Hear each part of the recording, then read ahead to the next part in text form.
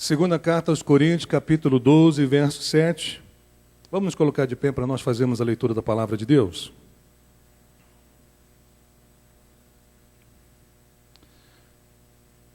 Diz assim a Escritura: para impedir que eu me exaltasse por causa da grandeza dessas revelações, foi-me dado um espinho na carne, um mensageiro de Satanás para me atormentar.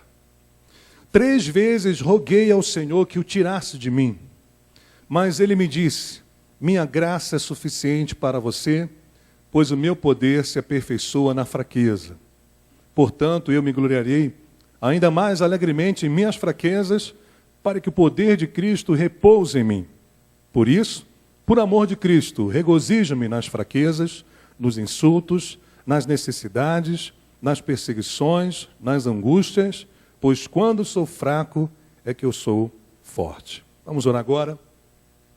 Senhor Deus, em nome de Jesus, nós estamos prontos para ouvir a Tua palavra, prontos, ó Deus, para receber de Ti aquilo que o Senhor quer compartilhar conosco por meio da Tua palavra. Alimenta-nos nesta noite, revela-nos a Tua vontade, dá-nos a Tua direção. Usa a minha vida, Senhor, para abençoar cada pessoa que está aqui diante de mim, Pai. Quero ser um instrumento Teu, ó Deus, nesta noite, para que cada pessoa possa sair daqui da Tua casa edificado pela Tua palavra. Dá-me a Tua graça, a Tua unção, a Tua sabedoria, para que eu possa atingir o meu objetivo, Pai. Que eu seja um instrumento nas Tuas mãos e que os Teus filhos possam ter a compreensão daquilo que nós vamos estar falando nesta noite. Que o Espírito Santo possa estar abrindo o entendimento de cada um, Pai. É o que nós pedimos em o nome de Jesus e que o povo de Deus diga amém. Pode tomar o seu lugar, por favor.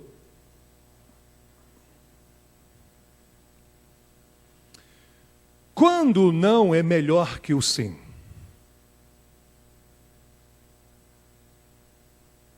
Eu acredito que, como eu, você deve ter uma grande dificuldade de lidar com o não. Receber um não é muito difícil de ser administrado. Concorda comigo?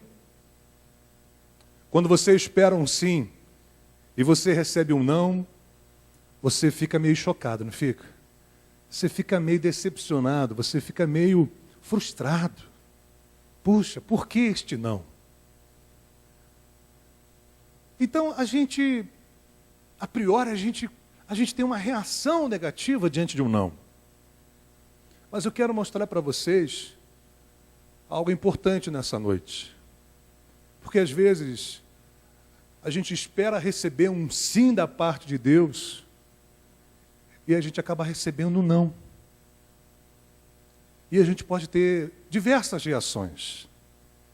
Mas eu espero que depois que você ouvir essa palavra, que você compreenda algumas verdades que o apóstolo Paulo, ele nos ensina nesse texto. Nosso tema de hoje é por que Deus não atendeu a minha oração. Eu acredito também que, como eu, você já deve ter tido a experiência de Deus não ter respondido a sua oração, de Deus não ter atendido, de Deus não ter dito um sim para o seu pedido, e sim um não. E é complicado isso, porque quando você está diante de uma adversidade, como o apóstolo Paulo, sofrendo, e você pede a Deus para te livrar daquilo, e Ele não te livra, meu Deus, como isso é complicado de você administrar dentro de você. Razão pela qual muitas pessoas, ao receberem um não de Deus, têm reações negativas. Algumas acham que deixando Deus vai ser melhor para a vida dela. Não se relacionando mais com Deus, não confiando em Deus, não buscando mais a Deus, é a reação mais apropriada, quando na verdade não é. Então, como é que a gente deve lidar com o não? Será que Deus responde sempre com um sim todas as nossas orações? Pergunte para o seu irmão, Deus sempre respondeu com um sim às suas orações? E aí? Alguém que já recebeu um não de Deus? Quem é que já recebeu um não de Deus? Praticamente quase todos, né? A pergunta também que eu quero fazer para os irmãos nessa noite é: por que Deus não nos atende mesmo quando estamos no centro da sua vontade? Eu estou no centro da vontade de Deus, pastor. Tenho procurado fazer a vontade do Senhor, tenho procurado obedecê-lo. E quando eu pedi a Deus o que eu precisava naquele momento, Ele não me respondeu. Ele não me deu aquilo que eu pedi. O que pode significar um não de Deus? E como nós devemos reagir diante de um não de Deus? Vamos examinar, antes de nós apresentarmos as verdades que esse texto nos revela. Eu quero rapidamente examinar com vocês alguns pontos importantes que o autor da Escritura apresenta para nós. Essa carta foi escrita pelo apóstolo Paulo, que foi destinada aos coríntios, irmãos que moravam na cidade de Corinto. E, especificamente nesse capítulo 12, a partir do verso 1, Paulo começa a dizer à igreja de Corinto as experiências maravilhosas que ele teve com Deus. E depois de falar sobre essas experiências, onde ele teve revelações, onde ele diz que foi arrebatado, que ele viu coisas maravilhosas, que ele ouviu coisas que são indescritíveis de serem faladas, narradas para nós.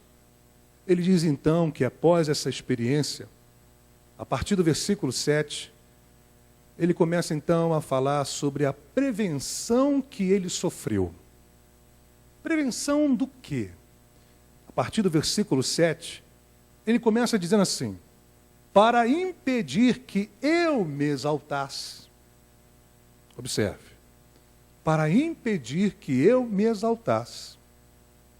Ou seja, alguma coisa aconteceu na vida de Paulo que o impediu de se orgulhar. De se orgulhar do quê? Das revelações que ele teve da parte de Deus. Então você vai perceber que este impedimento aí nada mais é do que uma prevenção de Deus na vida de Paulo. Deus não queria que Paulo se orgulhasse devido às experiências que ele teve. E para impedir isto, ele acabou passando por um sofrimento, que ele descreve aí a partir do versículo 7. Então o autor ele fala sobre a prevenção que ele sofreu, sobre o propósito dessa prevenção, ele diz, para impedir que me exaltasse. Ele também fala da forma como a prevenção foi aplicada. Se você ler o texto no versículo 7, diz: foi-me dado um espinho na carne, um mensageiro de Satanás, para me atormentar. Ou seja, sofrimento. Ainda que você escute diversos pregadores tentando explicar para você o que significa esse espinho na carne, este mensageiro de Satanás, tudo são suposições. Ninguém pode definir o que significava esse espinho na carne, porque o próprio autor sagrado não nos revela claramente o que era esse espinho na carne. Mas o que nós podemos entender claramente é que ele vivia uma experiência de sofrimento. Alguns acham que Paulo poderia estar falando sobre o problema que ele tinha de visão, que ele narrou lá para os Gálatas. Outros podem achar que Paulo tinha uma enxaqueca. Outros acham que Paulo teve malária, contraiu malária. Outros acham que pode se tratar de homens que perseguiam o apóstolo Paulo. Então, são suposições, e eu não gosto de trabalhar com suposições. Uma vez que a Bíblia não apresenta claramente o que é, então a gente tem que apenas se contentar com o que a Bíblia fala. E o que a Bíblia fala claramente é que essa experiência que ele estava passando estava lhe causando sofrimento. E por isso, então, é que ele rogou a Deus, pedindo que Deus tirasse aquilo da vida dele. Deu para você entender isso aí? Quantos entenderam, eu digo amém. Aí, então, o autor ele fala também da sua reação ante ao sofrimento. Qual foi a reação de Paulo?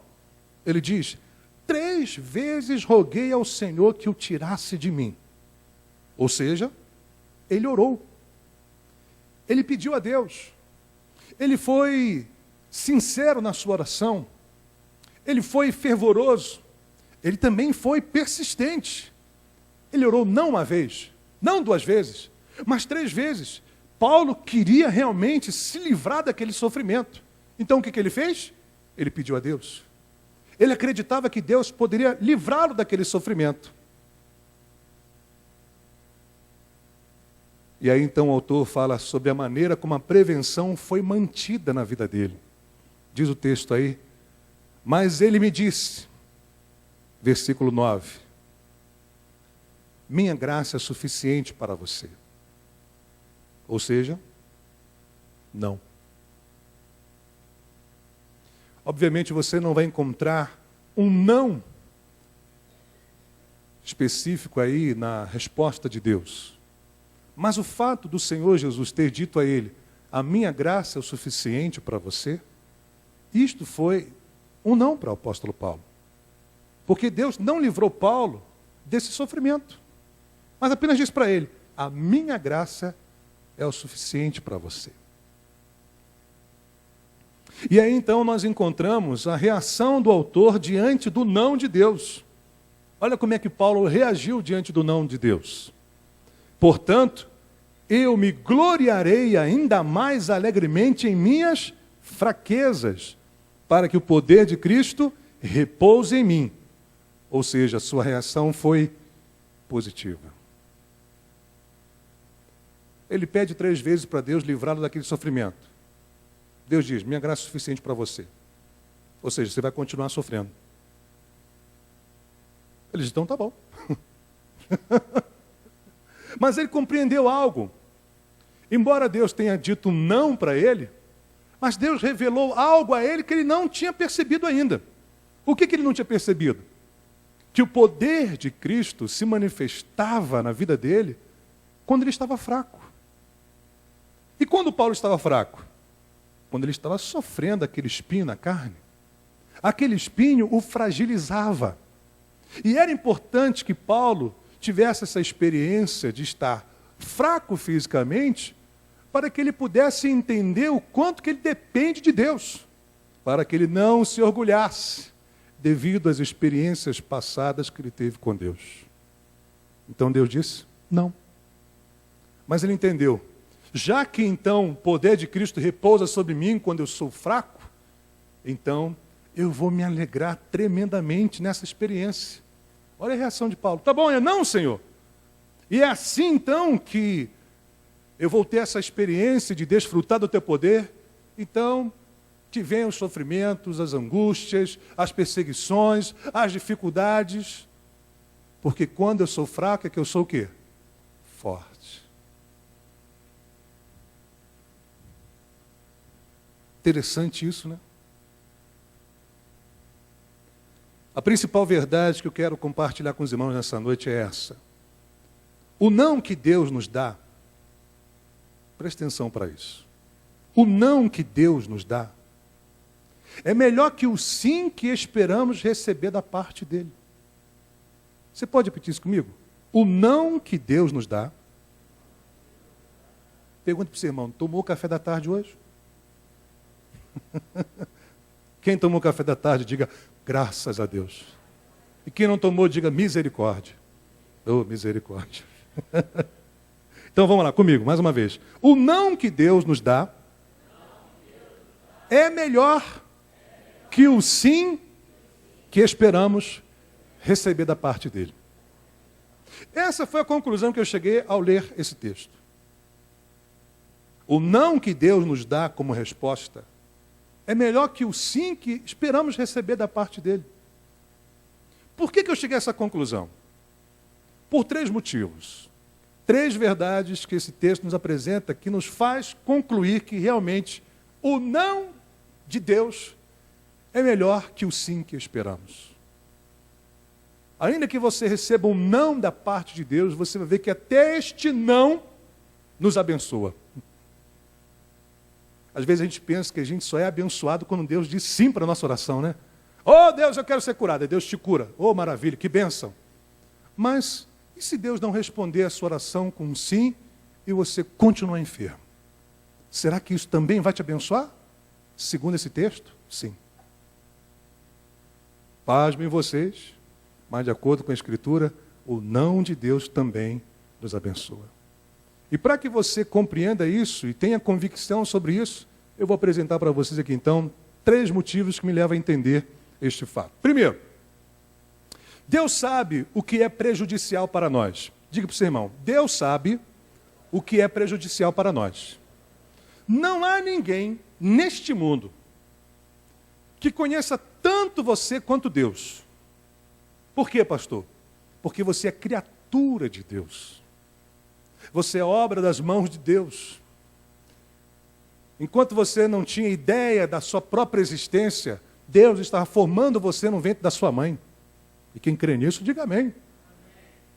Somos frutos da mão de Deus, da obra de Deus, do poder de Deus. Muito bem, então Deus sabe quem é você. E Deus sabe o que você precisa. E Deus sabe o que é bom e prejudicial para você. Sabendo disso, o que o apóstolo Paulo então nos diz no versículo 7? Olha o que ele diz. Para impedir que eu me exaltasse por causa da grandeza dessas revelações, olha só, para impedir que eu me exaltasse por causa da grandeza dessas revelações. Por que Paulo disse isso? Paulo estava querendo explicar para a igreja o que ele ia falar no versículo 9 e 10. O motivo pelo qual ele pediu a Deus 3 vezes que tirasse aquele espinho da carne dele. Mas antes dele diretamente, na sua oração, primeiro ele fala da razão daquilo que está acontecendo na vida dele. E o que ele explica para nós, o que ele nos faz entender, é que aquele espinho na carne, aquele mensageiro de Satanás que estava ali atormentando a vida dele, foi colocado na vida dele para impedir que ele se exaltasse. Meus irmãos, a pior coisa que pode acontecer na vida de uma pessoa é ela deixar o orgulho entrar no coração dela. Segundo a Escritura, o orgulho precede a ruína. Você quer ver uma pessoa se arruinar, ela deixar o orgulho entrar no coração dela. O orgulho é um sentimento diabólico. Foi o orgulho que levou o diabo à queda. E é o orgulho que tem levado muitos a terem a sua vida destruída. Pensando nisso, Deus sabe que o orgulho é prejudicial ao homem. Sabendo que Paulo teve grandes experiências, foi arrebatado, conheceu o paraíso, viu coisas tremendas e maravilhosas, ouviu coisas tremendas e maravilhosas. Deus conhece a nossa natureza, Deus conhece as fraquezas do homem. Deus sabia muito bem que por causa disso, Paulo poderia ser tentado a se orgulhar e achar que era melhor que os demais, pelo fato dos demais não terem tido a experiência que ele teve. Então ele diz, para me impedir que eu me exaltasse, diz o texto sagrado aí, foi-me dado um espinho na carne. Você acredita que Deus é soberano? Você acredita que se Deus não quisesse que aquilo acontecesse, não teria acontecido? Concorda comigo? Sim ou não? Mas a partir do momento em que Paulo fala, foi-me dado um espinho na carne, um mensageiro de Satanás para me atormentar, eu posso entender que isso aqui aconteceu pela permissão de Deus? Sim ou não? Sim. Até porque a Escritura diz que o maligno não toca naqueles que estão em Cristo. Nós somos protegidos pelo Senhor. Mas por que Deus então permitiu esse espinho na carne do apóstolo Paulo? Diz o texto, ele responde, para que eu não me exaltasse. Então Deus sabe o que é prejudicial para nós. Com essas palavras de Paulo eu entendo que Deus sabe o que pode levar um cristão ao orgulho. Quem diria? Quem diria? Será que você diria que todas as experiências maravilhosas que você tem com Deus pode te levar ao orgulho? Olha o que conheço de gente aí que se acha o tal porque teve uma experiência especial com Deus e olha para você assim, ó, com o nariz empinado. Conhece gente assim? Pois é. Por que a pessoa ficou assim? Ah, porque eu tive uma experiência profunda com Deus. Como se isso tornasse a pessoa superior a nós. Olha que coisa interessante. Deus entendia que aquela experiência tão maravilhosa que Paulo teve poderia levá-lo ao orgulho. Então, Deus deixou o espinho entrar na vida de Paulo. Segundo, ele sabe que o orgulho é prejudicial na vida do cristão. Nem Paulo poderia imaginar que aquela experiência que ele teve poderia colocá-lo em risco. Então, para o apóstolo Paulo continuar consciente de que ele é um ser frágil, um ser carnal, um ser imperfeito, um ser limitado e dependente de Deus, foi colocado um espinho na carne dele. Deus sabe como livrar o cristão do orgulho. Diga isso comigo. Deus sabe livrar um cristão do orgulho. Veja que nós estamos examinando a prevenção de Deus na vida de Paulo, para me impedir que eu me exaltasse. Porque depois, meu filho, que o sujeito deixa o orgulho entrar no coração, é complicado, hein? É complicado. Então, antes que isso acontecesse na vida de Paulo, entrou o espinho na carne dele. Sabe, irmãos, Deus sabe lidar com cada um de nós. É por isso, talvez, que nós não sabemos o que de fato era esse espinho na carne de Paulo. Alguns comentaristas dizem que é exatamente por esse fato de Paulo não ter revelado claramente o que era esse espinho, facilita a gente se identificar com ele nessa situação. Porque tem certos espinhos que entram na nossa vida que nos faz realmente entender o quanto nós somos dependentes de Deus. Não é verdade? É ou não é verdade? Concorda comigo? Amém ou não amém? Amém. Entenda, Deus sabe o que pode levar um cristão ao orgulho. O que poderia levar Paulo ao orgulho? As revelações. Ele sabe que o orgulho é prejudicial na vida do cristão. Então, por isso, ele impediu que Paulo se exaltasse. E ele sabe como livrar o cristão do orgulho. Sabe como? Colocando espinho na vida dele. Nossa!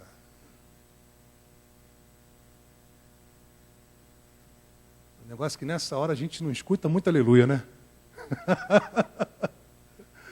Mas não tem jeito, querido. Todos nós temos um espinho. E esse espinho é provisão de Deus na nossa vida, é cuidado de Deus. É melhor você estar com um espinho na presença de Deus do que você se afastar da presença de Deus por ser uma pessoa orgulhosa. Concorda comigo? Amém. Segunda razão pela qual eu entendo que o não de Deus é melhor do que o sim que esperamos receber da parte dele. Deus sabe o que é essencial para nós. Diga para o seu irmão, Deus sabe o que é essencial para você.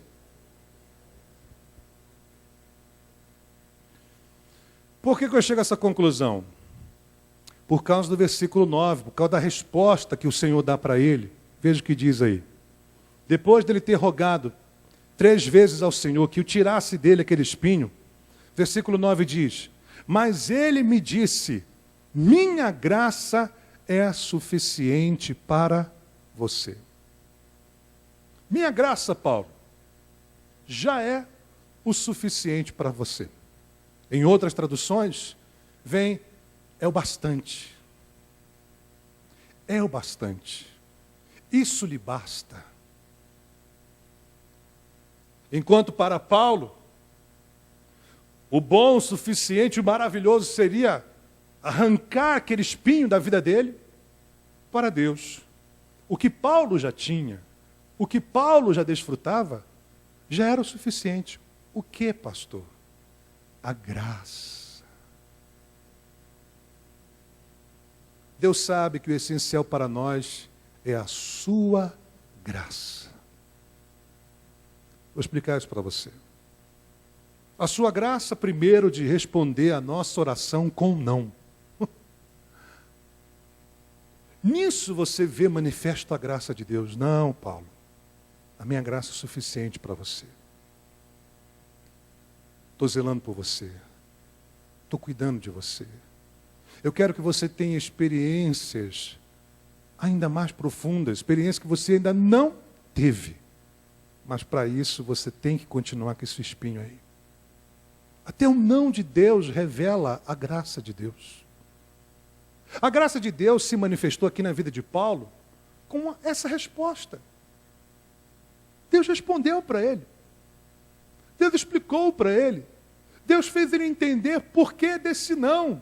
Isso já foi um ato de graça. Tanto foi um ato de graça que foi mediante essa resposta que Paulo teve a reação que teve. Uma vez que Deus falou com ele, dizendo que a graça dele era o suficiente, a mente dele mudou.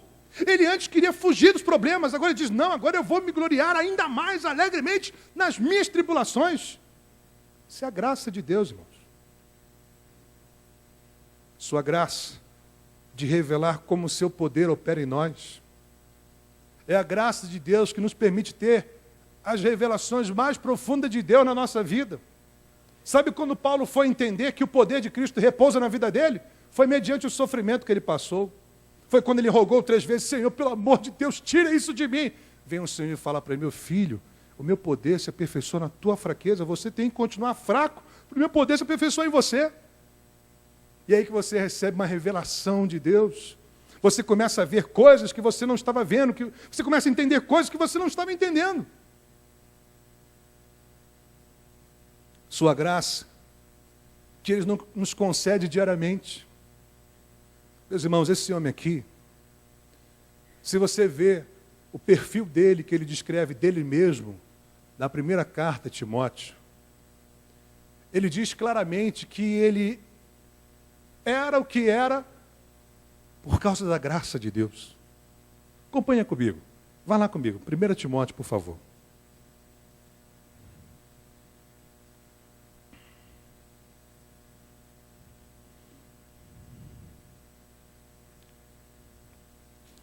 Deixa eu ver se é 1 Timóteo mesmo ou se é 2 Timóteo. Deixa eu ver aqui, peraí.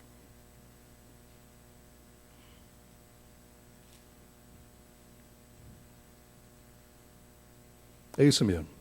1 Timóteo, capítulo 1, versículo 12. Entenda por que o Senhor disse, a minha graça é suficiente para você. 1 Timóteo, capítulo 1, verso 12. Quantos acharam? Digam amém. Dou graças a Cristo Jesus, nosso Senhor. Repare o que ele diz. Que me deu forças. Quem deu forças ao apóstolo Paulo? Quem deu forças ao apóstolo Paulo? Senhor Jesus. E me considerou fiel, designando-me para o ministério, a mim que anteriormente fui blasfemo, perseguidor insolente, mas alcancei misericórdia porque eu fiz por ignorância e na minha incredulidade. Observe o que ele vai dizer agora. Contudo, a graça de nosso Senhor transbordou sobre mim com a fé e o amor que estão em Cristo Jesus. Esta afirmação é fiel e digna de toda aceitação. Cristo Jesus veio ao mundo para salvar os pecadores, dos quais eu sou o pior. Mas por isso mesmo alcancei misericórdia, para que em mim, o pior dos pecadores, Cristo Jesus demonstrasse toda a grandeza da sua paciência, usando-me como um exemplo para aqueles que nele haveriam de crer para a vida eterna. Pergunta aos irmãos, Paulo provou ou não da graça de Deus? Provou. Paulo provou ou não da força que o Senhor lhe deu? Provou. Então você percebe nesses versículos que ele cita a força que ele recebeu de Cristo, como também ele fala a respeito da graça que ele desfrutou de Cristo, por ele ser um dos piores pecadores, blasfemo, insolente, perseguidor da igreja. Ele diz, eu provei da graça de Deus. Volte lá comigo em 2 Coríntios, capítulo 12.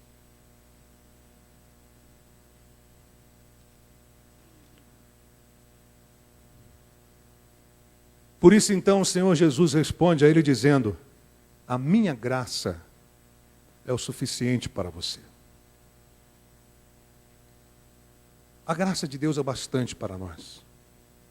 Às vezes a gente pensa que se livrando de mais um problema é o bastante. Não. Nós já temos o bastante. Nós já temos o suficiente. A graça de Deus. Quem concorda comigo, diga aleluia. Deus sabe o que é essencial para nós, a sua graça, sua graça. Graça que é suficiente para nós em todos os momentos da nossa vida. Nos momentos bons, momentos em que Deus te concede a graça de ver o que só Ele poderia conceder você a ver. De ouvir o que só Ele poderia te dar condições de ouvir. A graça que Paulo teve de ver o paraíso, de ouvir coisas tremendas e maravilhosas, mas também de passar por momentos de sofrimento. Deus nos concede a graça de enfrentar o nosso dia a dia. A graça é o suficiente para nós.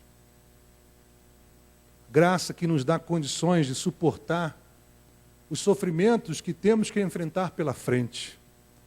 Sem a graça de Deus você não consegue. Embora Deus nos diga não a um pedido, isso não significa que você não está ou não vai desfrutar da graça de Deus. Você continua desfrutando da graça de Deus. Apenas recebeu um não. Portanto, diga para o seu irmão, a graça de Deus é o suficiente para você. Terceiro motivo, Deus sabe o que é benéfico para nós. Em outras palavras, Deus sabe o que de fato é melhor para nós. Deus sabe o que pode ser favorável a nós. Eu entendo isso quando eu leio então as palavras de Paulo, onde ele expressa a sua reação, mas principalmente diante de uma revelação que Jesus faz a ele, no versículo 9. Acompanha comigo. Mas ele me disse, minha graça é suficiente para você. Observe agora. Pois o meu poder se aperfeiçoa na fraqueza. Você pode ler comigo essa parte aí? Pois o meu poder se aperfeiçoa na fraqueza. Os homens comigo, vamos lá, homem, vamos falar daquele jeito pentecostal. Pois o meu poder se aperfeiçoa. As irmãs, por favor. Pois o meu poder. Ué, as mulheres falaram mais alto que os homens? O que é isso, irmãos? Não, vamos dar mais uma chance para os homens, vamos lá. Pois o meu poder... Agora sim. Meus irmãos, por que o Senhor Jesus disse para Paulo, o meu poder se aperfeiçoa na fraqueza?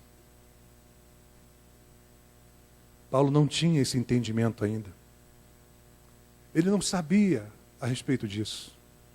Ele não tinha essa compreensão. Compreensão essa que vem mediante a resposta do Senhor. Pois o meu poder se aperfeiçoa na fraqueza. Por que Deus sabe o que é benéfico para nós?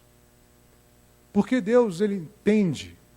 Deus, Ele tem conhecimento, Ele sabe. Veja a expressão, sabe. Deus sabe que o poder dele se aperfeiçoa na nossa fraqueza. E quando é que você está fraco? É quando você está sofrendo.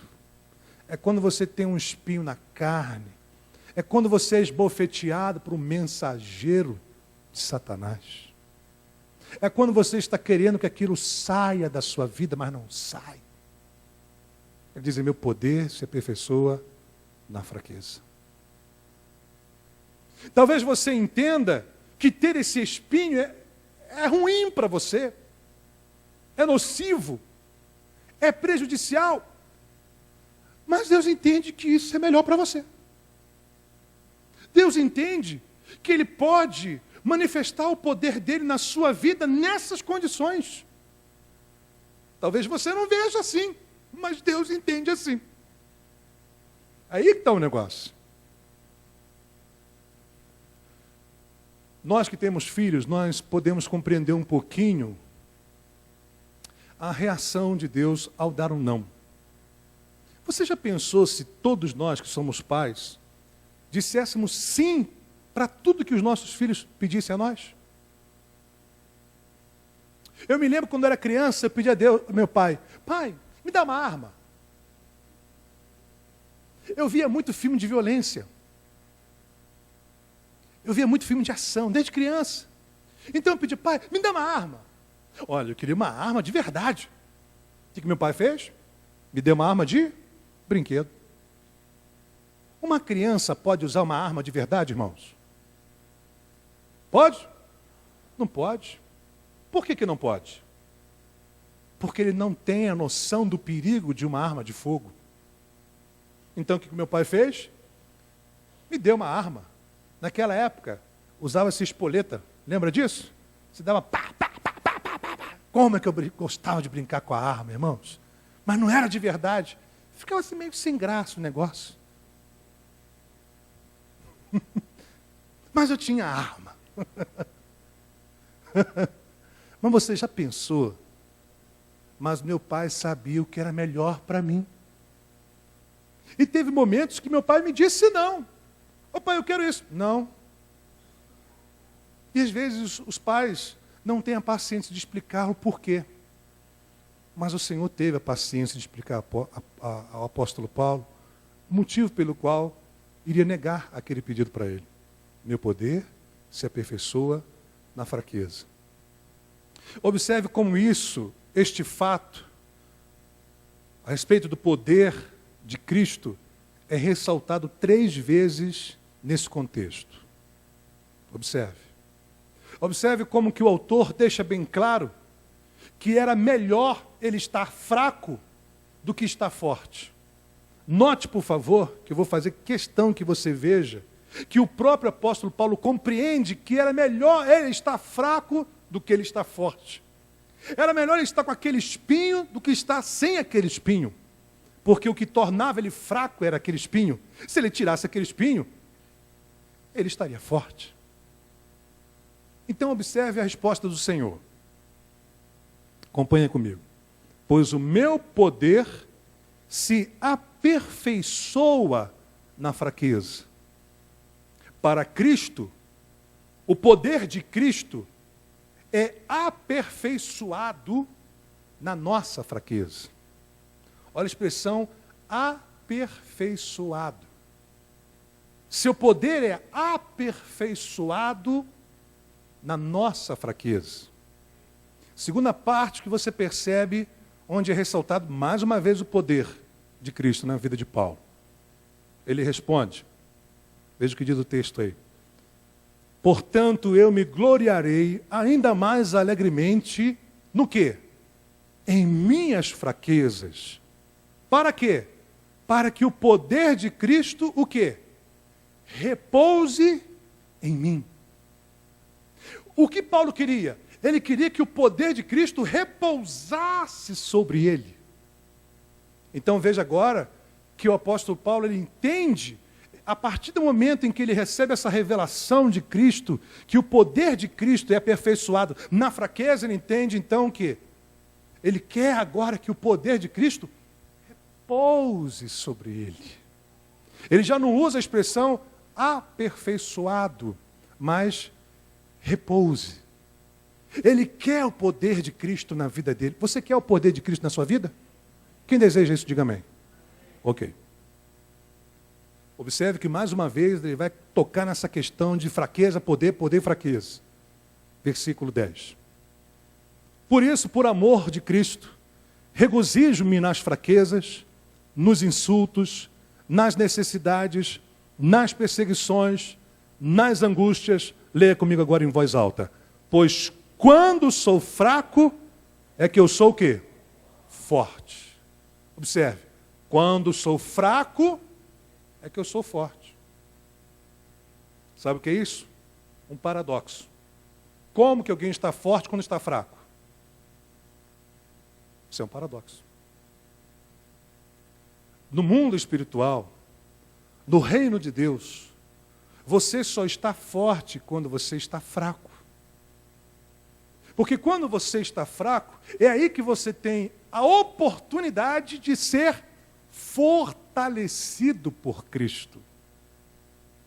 Sabe por quê? Para você não chegar a dizer, olha, eu fiz isso pelo meu poder, pela minha força. Não.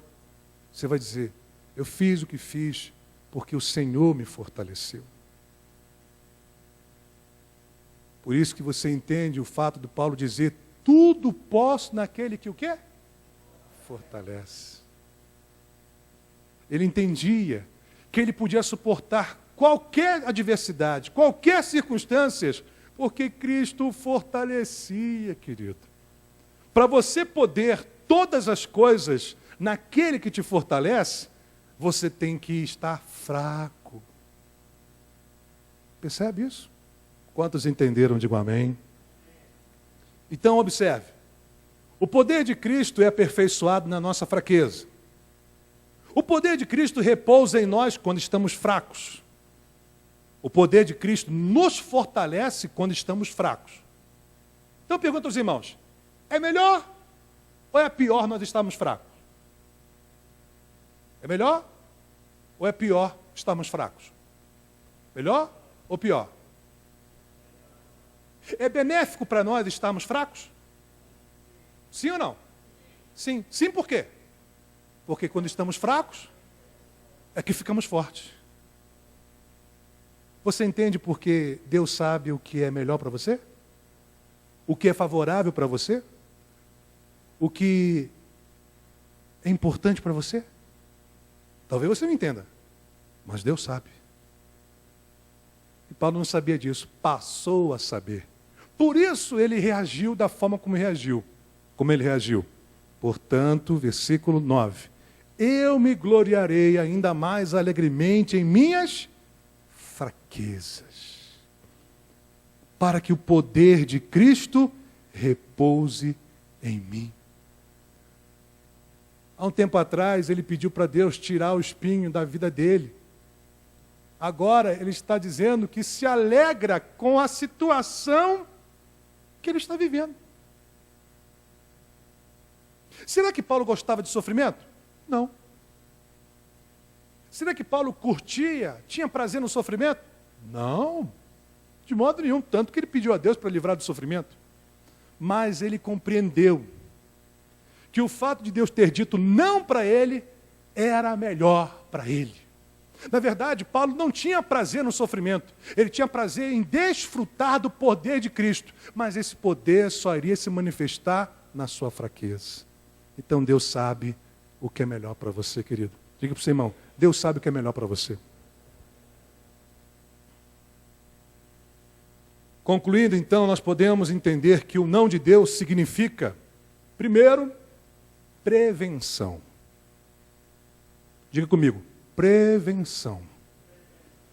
Quando Deus te der um não, Deus está poupando você, querendo livrar você de algum perigo. Para Paulo, era o orgulho. Deus está prevenindo você. Segundo, o não de Deus significa manutenção. Deus quer manter você no estado em que você se encontra. Deus não quer que o orgulho corrompa você, comprometa o seu relacionamento com Deus. Então, para manter você na santidade, para manter você dependendo dEle, Ele deixa o espinho na sua carne. Ele preserva você assim. Por isso Ele dá um não para a gente. O não de Deus significa lapidação. Repita isso comigo. O não de Deus significa lapidação. Sabe o que é lapidar? Polir. Você pega uma pedra bruta de diamante, você tem que lapidar essa pedra. Você tem que aperfeiçoá-la para ela tornar-se mais valiosa. O que Deus faz na nossa vida para nos aperfeiçoar? Muitas das vezes Ele nos dá um não. Lembra o que Paulo disse? O que Jesus disse para ele? Meu poder se aperfeiçoa na sua fraqueza. Se você quer ser forte, você tem que ser fraco. Se você quer fazer as coisas que precisa fazer, você vai depender de mim. Então você precisa estar num estado de fraqueza para você experimentar o meu poder. Então nós somos aperfeiçoados nos sofrimentos que nós enfrentamos. Por isso que muitas vezes Deus nos dá um não. Quantos entenderam isso? Diga amém. Em outras palavras, meus irmãos, quando Deus diz não, Ele está nos livrando de um mal na nossa vida. Deus está nos preservando. Deus está nos aperfeiçoando. Diga para o seu irmão, então vale a pena receber o não de Deus. Eu quero encerrar esse momento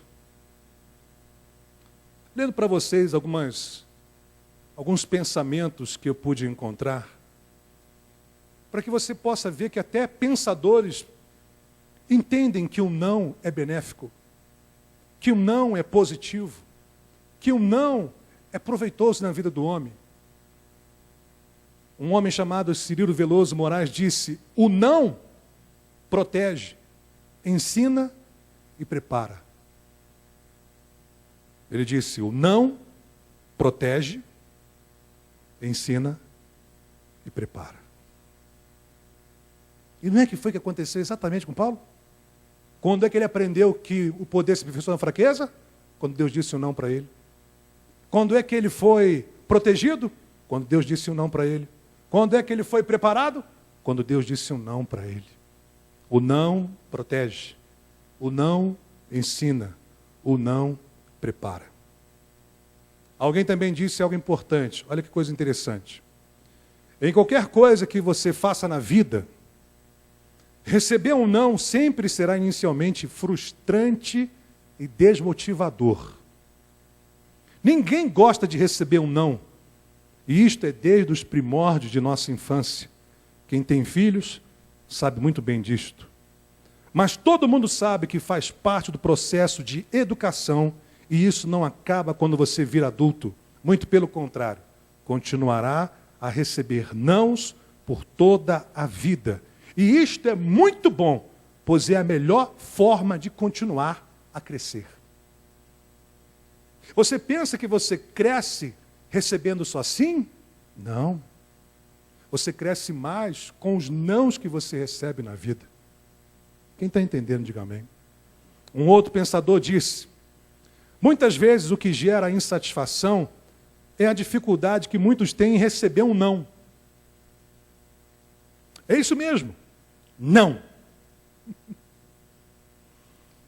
Não para os seus projetos, não para a contratação de mais um funcionário, não para contratar aquela consultoria especializada, não para ter um espaço na reunião da diretoria. E acreditem, processar devidamente os nãos recebidos, olha o que ele vai dizer, é um dos fatores de sucesso na carreira. Observe o que ele diz. Processar devidamente os nãos recebidos, é um dos fatores de sucesso na carreira. E não apenas no mundo corporativo. É só você pesquisar algumas biografias dos profissionais mais bem-sucedidos que você encontrará muitos exemplos. Hoje você vai encontrar muita gente aí no cenário empresarial, esportivo e em tantas outras áreas que cresceram e são bem-sucedidos porque no meio do caminho eles receberam um não. Parece que o não foi benéfico para eles, concorda comigo? Sim ou não? Sim. A pergunta que eu quero fazer para o irmão é a seguinte: você está agora preparado para receber o não de Deus? Será que você vai entender que quando Deus te der um não, Ele está te preservando, está te poupando e também está te aperfeiçoando? Percebe que o não de Deus é melhor que um sim em alguns momentos da nossa vida?